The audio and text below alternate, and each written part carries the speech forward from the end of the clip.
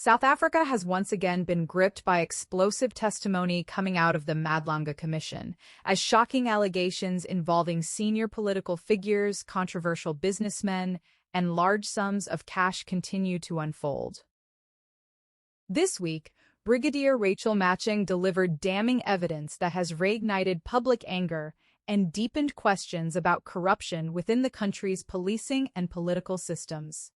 At the center of the storm is controversial businessman Mzansi Cat Matlala and former Minister of Police Bheki Cele.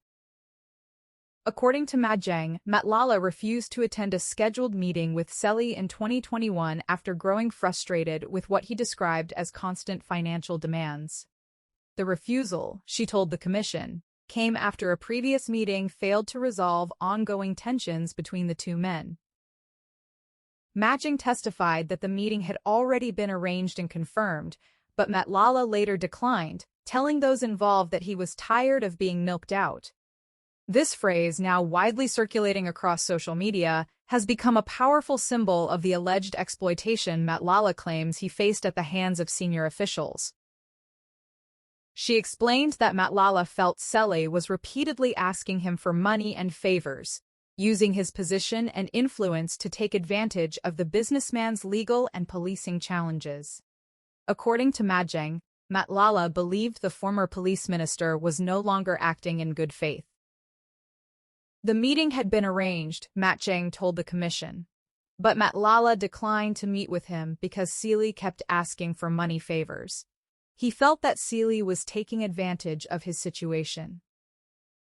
This testimony has sent shockwaves across the country, particularly because it suggests a troubling pattern of alleged financial coercion involving high-ranking government officials. Matjeng went further, revealing that Matlala had complained repeatedly about being under constant pressure to provide money. She told the commission that Matlala felt officials were always asking him for this or that, creating an environment where financial demands became routine rather than exceptional. The allegations did not end there. Separately, Matlala himself appeared before Parliament's ad hoc committee where he made even more serious claims under oath. He accused former Police Minister Bheki Cele of lying during his own testimony and alleged that he personally handed Cele more than R500,000 in cash.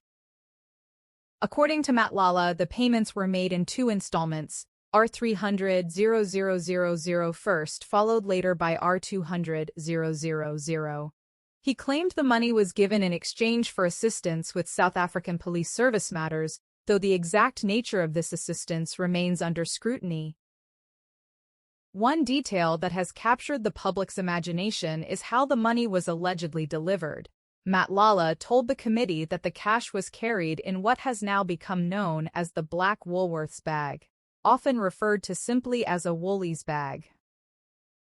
That image alone has sparked intense reaction across Mzansi, with many South Africans seeing it as a stark representation of how corruption is allegedly carried out in plain sight, using everyday items to move vast sums of money. Social media platforms have since been flooded with commentary, memes, and heated debates as citizens express anger, disbelief, and exhaustion over yet another corruption scandal involving senior leadership. For many South Africans, these revelations confirm long-held suspicions that corruption is deeply entrenched and protected by powerful networks. The idea that a sitting police minister could allegedly receive hundreds of thousands of rands in cash has left many questioning the integrity of institutions meant to uphold the law. The Madlanga Commission, tasked with investigating corruption and misconduct within law enforcement structures, has become a focal point for public hope and frustration. While many welcome the exposure of alleged wrongdoing, others worry that these revelations may never lead to meaningful accountability. As testimony continues, pressure is mounting on authorities to act decisively. Legal experts say that if these allegations are proven, they could result in serious criminal charges, not only against individuals directly involved, but also against those who may have enabled or ignored the alleged misconduct. Former Minister Bheki Cele has previously denied wrongdoing, and his supporters argue that the allegations remain unproven claims made by controversial figures with their own legal battles. They warn against rushing to judgment before the commission completes its work. However, critics counter that the consistency of the testimonies, combined with the detailed nature of the allegations, raises serious red flags that cannot be ignored. They argue that even the perception of such behavior undermines public trust in the police and the government. For Matjeng, her testimony was not just about recounting events, but about exposing what she described as a culture of entitlement and abuse of power. Her statements suggest that businessmen like Matlala were seen as convenient sources of cash, particularly when they were vulnerable or seeking assistance. The broader implications of this scandal extend far beyond the individuals named.